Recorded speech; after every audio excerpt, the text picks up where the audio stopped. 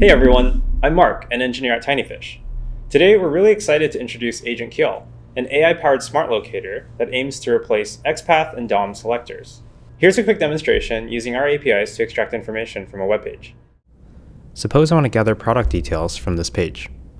What the script is going to do is it's going to open a Chromium browser, open a page, navigate to our URL, and then run a query using our API. Now for the query, this may take some iteration to find one that works well, and we typically do this using our Chrome extension. So let's go back, open up the Chrome extension, and start writing a query for some interesting information on this page, starting with the product's name. The price is useful. Maybe we want to see the difference between the value as well as the currency this is represented in.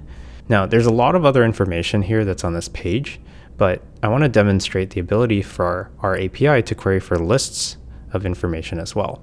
And to do that, we will look for this section here for frequently bought together items. So we'll look for frequently bought together with square brackets to denote that we are looking for a list of elements.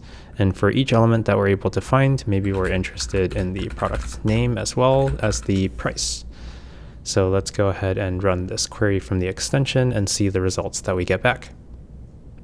So here we're able to see that we are able to correctly find all of the information that's on the page, as well as this list of items that are frequently bought together, including this keyboard and 3 additional items that are here. For frequently bought together products, we're actually including the product that's listed on this page. So let's say we're looking for frequently bought together items, excluding the main product on this page. So after passing in that context, we can go ahead and run the query and see the results that we get back. Everything should be exactly the same as before, except now that the frequently bought together list includes the 3 products, excluding the keyboard that we see on this page. Now, one of the problems I mentioned earlier is the brittleness of existing solutions. Since we're running queries using fairly high-level terms, we should be able to identify content so long as it exists on the page, regardless of XPath positioning, class, ID, or other changes. To demonstrate that, we'll take this query that we just created, and we'll go ahead and plug this into another site that demonstrates similar information. So as we run this query, we can scroll around on the site and see that these things that we're asking for do indeed exist on the page. So the product name is here, the price is there, the rating, the number of reviews. And if we scroll a bit further down the page, we'll see that there is a similar frequently bought together section. And so we have our response back already. We can see that we got everything on the page correctly there, including the frequently bought list of products. We can go ahead and plug this back into the SDK and run this script, which should give us the exact same results as we got through the extension.